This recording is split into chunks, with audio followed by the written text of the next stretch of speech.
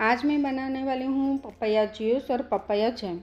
Papaya एक ऐसा fruit है जो हमारे स्वास्थ्य और स्किन दोनों के लिए बेहतरीन है। सिंपल और इजी रेसिपी के लिए मेरी चैनल को सब्सक्राइब जरूर करें। पपाया एक ऐसा फ्रूट है जो आप कच्चा खाए या पक्का खाए, ये हमारी हेल्थ और स्किन दोनों के लिए ही बहुत ही अच्छा है। पपीता खाने से डाइजेस्टिव सिस्टम इम्प्रूव होता है और इससे कई बीमारियां दूर होती हैं। ये विटामिन ए से भी भरपूर है, तो हमारी आँखों के लिए भी बेस्ट है ये, और स्किन के लिए तो है ही। तो चलिए, अब गर्मियों के दिन आ गए हैं, तो आप एज इट इज़ आप इसे संभाल कर कट करके अगर खाते हैं तो ये सबसे बेस्ट है।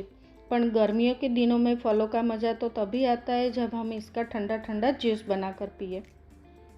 तो पपीते का छिलके और बीज निकाल कर इस तरह से छोटे टुकड़ों में मैंने इसे कट कर लिया है। अगर आप इसी तरह से खाते हैं तो ये हमारी हेल्थ के लिए सबसे बेस्ट है। पर अगर हम इसका जूस बनाते हैं तो इस तरह से ब्लेंडर जार में या मिक्सर जार में आप किसी भी में जूस बना सकते हो। डालने के बाद इसके अंदर यहाँ पर मैं 1 से 1.5 चम्मच के जितना ही चीनी डाल रही हूँ। आप चीनी की जगह पर हनी का भी यूज़ कर सकते हो। यहाँ पर थोड़ा सा मैं आइस क्यूब डाल रही हूँ और पानी।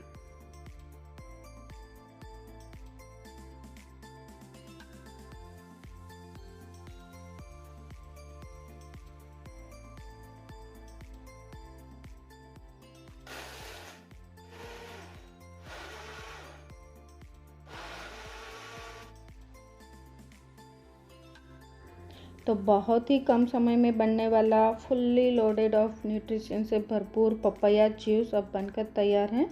अब हम इसे सर्व करेंगे। अगर आप पपाया के जूस से अपने दिन की शुरुआत करते हैं तो आप बहुत ही हेल्दी और फिट रहेंगे।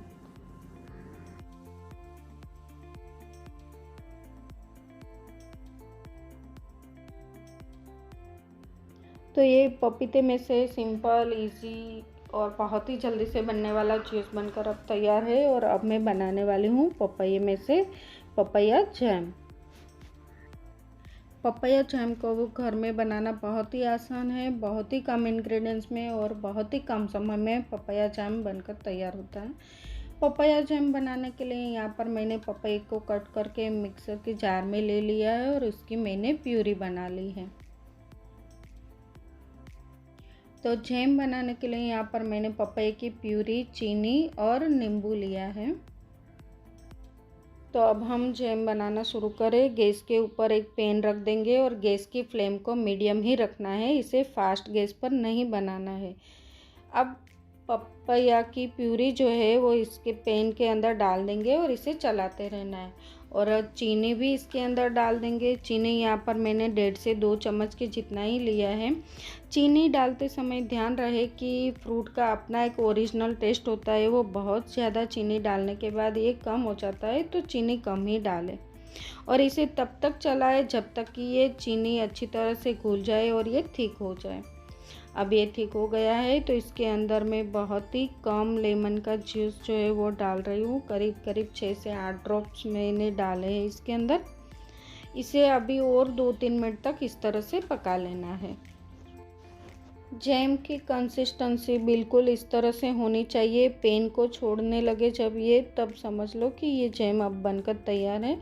बिल्कुल इसी तरह से ठीक होना चाहिए। तो अभी ये अच्छी तरह से कुक हो चुका है, तो गैस को हम बंद कर देंगे और पेन को नीचे ले लेंगे और इसे ठंडा होने तक इसे रख देंगे। करीब करीब 30 से 40 मिनट तक इसे ठंडा होने के लिए रख दिया था और अब ये बिल्कुल ही ठंडा हो गया है। अब आप इसे कोई भी एयरटाइट कंटेनर में या ग्लास की जार में आप इसे स्टोर कर सकते हो और इसे फ्रिज के अंदर करीब करीब 15 से 20 दिन तक आप इसे रख सकते हो। अगर आप इस जैम को लंबे समय तक रखना चाहते हो तो आप नींबू के जूस की जगह पर साइट्रिक एसिड यानी कि नींबू के फूल का यूज़ करें। तो अब ये पपाया जैम जो है वो बनकर तैयार है। तो अब जब भी घर में हो और थोड़ी सी भूख लगे और ऐसा लगे कि अभी खाने का तो बहुत टाइम है, और बीच वाली ये जो भूख है उसको मिटाने के लिए अगर आप इस तरह से चपाती के ऊपर या फिर ब्रेड के ऊपर, आप किसी के भी ऊपर आप इस जैम को लगा सकते हो और आप अपने तरीके से इस जैम को एंजॉय कर सकते हो।